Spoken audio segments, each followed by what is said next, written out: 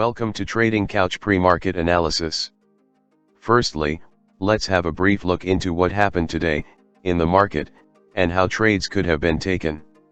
You can see that I have already marked few important levels on the chart prior to the start of the trading session.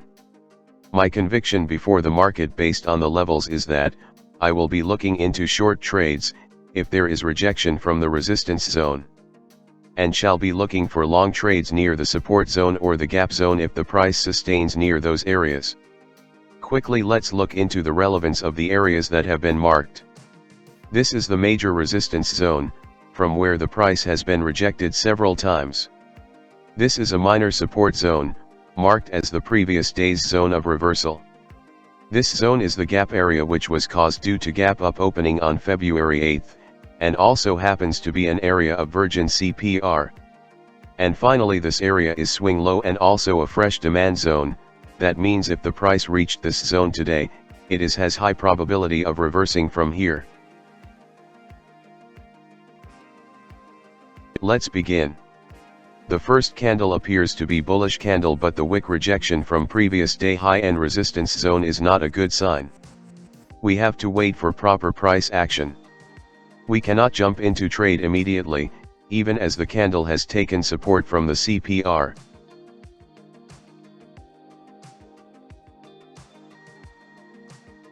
Now we can see that the rejection was valid, and the strong bearish candle closing across the CPR, breaking day's low, triggers our first short entry. You can add more lots if there is a pullback up to the EMA or CPR.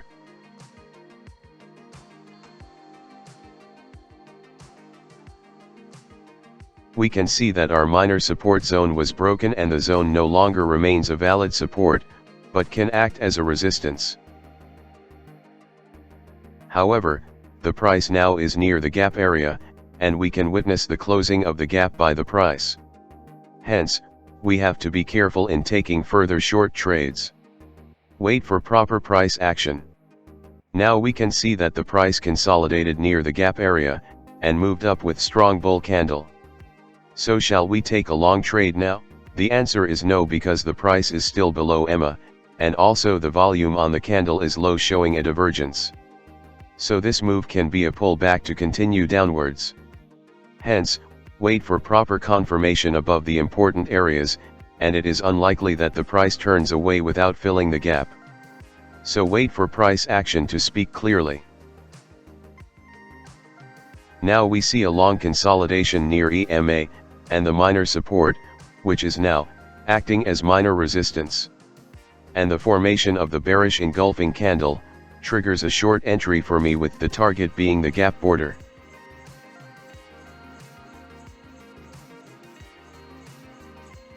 Our second trade was also successful. Now we have to wait for proper price action near the gaps area, which also happens to be the area of virgin CPR. Usually gap borders are always good areas of support and resistance. After consolidation, there was a candle trying to break above EMA, with good volume, and one can also observe the divergence in RSI as well. So one can take a long entry with single lot. Now since we got the confirmation closing above EMA, you can take more lots. At the end of the day, we could successfully execute 3 trades, and all 3 were profitable. A lucky day indeed. Now let's move on to pre-market report for February 14th. To find out what can be done depending on the price action, there are 2 ways in which the market can head tomorrow. This zone may act as the CPR for tomorrow. So depending on the opening print, we can predict whether the price will go up or down. The important areas are already marked. If the price opens above the CPR and previous day close, we have to look for proper price action to enter a trade. Any bullish signal, like a formation of bull candle in the first 5 minutes above CPR, one can enter long trade with target up to previous day high.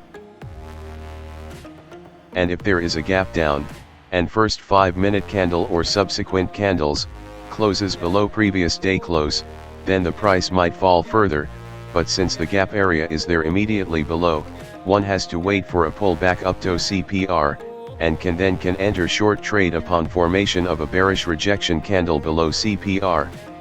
Make sure you don't jump into any trade without proper analysis. Hoping for a healthy trade tomorrow. Before you leave, please subscribe, like, and share the video. Happy trading. See you all, until next time.